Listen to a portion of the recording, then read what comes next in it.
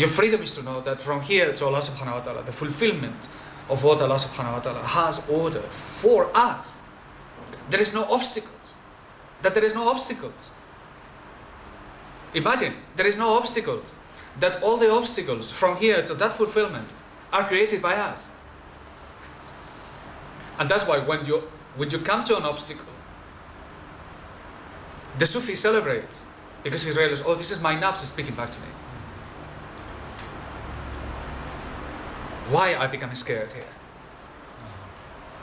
And then those who are fortunate, and through the company, and through their own heart, they are encouraged to move forward.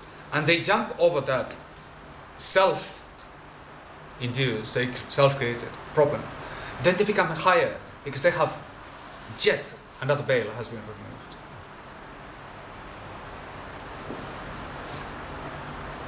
Do you think we could do anything about the gold dinar if we were going to be reasonable? I can sit down here with you and explain to you why we should close down everything, every activity that we are doing right now. I have massive reasonable. The amount of reason of this exceeds by far the one that says, go and do it and expand and keep pushing and move all over the place. As fast as you can, as quick as you can, as strong as you can. Rely upon him completely, it doesn't matter what state you find yourself in. That is totally unreasonable.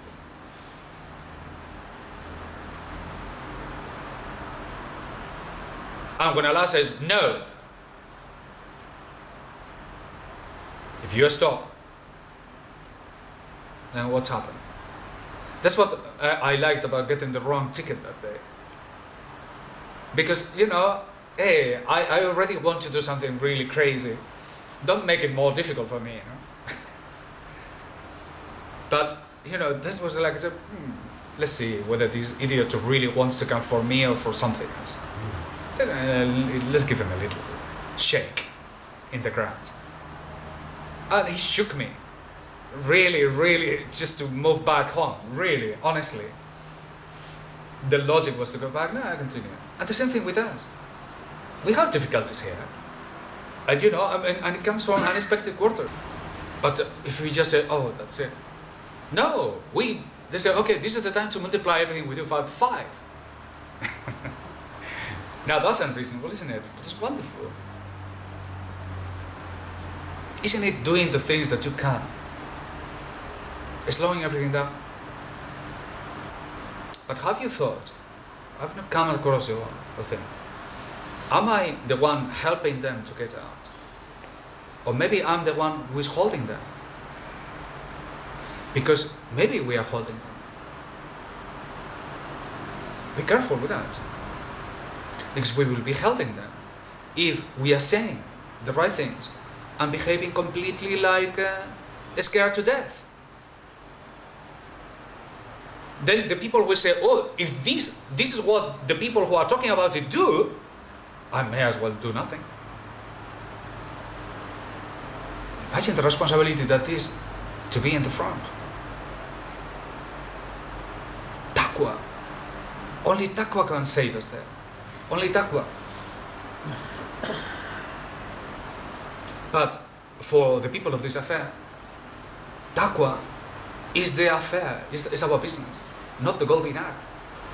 What we care is about how this relationship with Allah subhanahu wa ta'ala, that prayer that you can have with Him, that you can say, I did it today, I went a little bit farther, I wasn't scared today. With a but, I know I still have fallen short. Tomorrow I will do better. Tomorrow I will do better. And then you go and you put your head down there, and then you pray to Him, and you are broken down, and you lift yourself any way you can. And this is where the Sufis, this is the secret, this is our treasure. What I like about this is that, is to want it to do that, and to go any farther and farther and farther. And Allah makes it easy, and Allah makes it difficult, and it's all the same. If you are wise, you learn from both. If you are ignorant, you learn always from the failure. I'll tell you why. Because this is when people go back to Allah. When they're in the middle of the storm and they're about to die, they say, Allah help me. Then they forget. In success, people easily forget. But if you know, you learn from both. Because they are all indications for you. Indications of what really matters. That your heart is supple towards Him. That your tongue is supple towards Him. That you come intimate with Him. That you love Him. That you love Him more than dunya. That it becomes more important Him to you than anything else. And when you have that, and you are living with that, and then you grow into it, and then you start going crazy into it, and then you want nothing but Him, then you know that you have achieved something, that you are coming into something. You never say you have arrived. Because of this affair, you know that it doesn't matter how much you have worked, what is in front of you is much, much past. But you can say to yourself, I look back and I say, oh, I was there, now I'm here. And then you know that you are in a path that you are advancing. And this is what you take with you. But Tawakal is what pushes you forward. It's the breakthrough, it's the liberator. It's the banner of freedom. I'm out. I escape this prison of being reasonable. I'm the perfect Malay with 50 years old, and I've done everything right, and I have done nothing. Nothing of anybody. And I know it. And I've been reasonable, and I've done nothing. But no more. No more. And that comes from you. Nobody else can tell you. Nobody. Because you say, nobody can tell you this because you are perfectly reasonable. I can justify my existence perfectly well. I've done it because of this and this and this and this and this and that. But you go and tell that to him. Because you know it's not true. It was full of fear and fear and fear and fear and fear. And break from that. Break and taste the sweetness that Allah can pour onto you, despite the fact that people will call you crazy. Because some people fear money, some people fear fame. And that's the dunya, and that's the sickness. But to be close to Allah subhanahu wa ta'ala, then dunya is nothing. Shaykh Darkawi has put it so clear in this matter. And nobody has ever spoken more clear on this. He said, either you are the master of dunya, or dunya is your master. And there is nothing in between. That's clear. That's clear.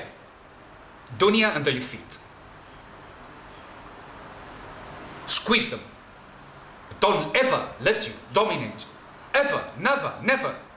And when it does, resist. Because there's nothing in it that it can help you. But Allah can help you. And if you follow Allah, you know what the Sufis say? You follow dunya, dunya runs away from you. But you go towards Allah and dunya runs after you.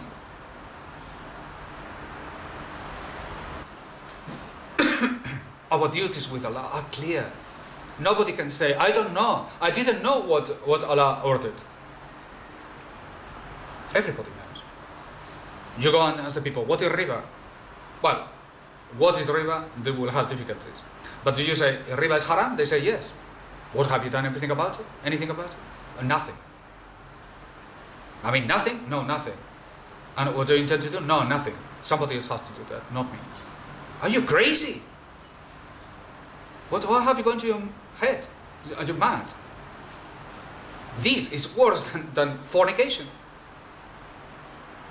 But it's much worse to say, I'm not going to do anything about it. That's much worse. Spiritually means you are dead. Dead.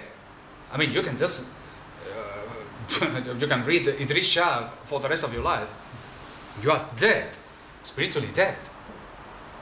That's zombie. Is what Shaykh Darkawi called zombie. So in other words, mathematically, is what Junger called the worker. You know, he fulfills his duties. And he feels happy doing it. For that, you have to completely close him down. Spiritually, you have to make him dead. He cannot think. the way Shaykh Darqawi did. Because then he will be able to do the things that they should not be done. And yet, imagine the magic of this. Is that, difficulty is in it. Is that the way of Allah is easy. فَأَمَّا مَنْ أَتَّى وَأَتَّكَى وَصَدَقَ بِالْحُسْنَى فَسَنُيَسِّرُهُ لِلْيُسْرَى وَأَمَّا مَنْ بَخِيلَ وَاسْتَغْنَى وَكَذَّبَ بِالْحُسْنَى فَسَنُيَسِّرُهُ لِلْعُسْرَى.